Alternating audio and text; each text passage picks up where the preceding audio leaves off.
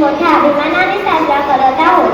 26 जानेवारी 1950 रोजी आपल्या देशाला संविधान प्राप्त झाले.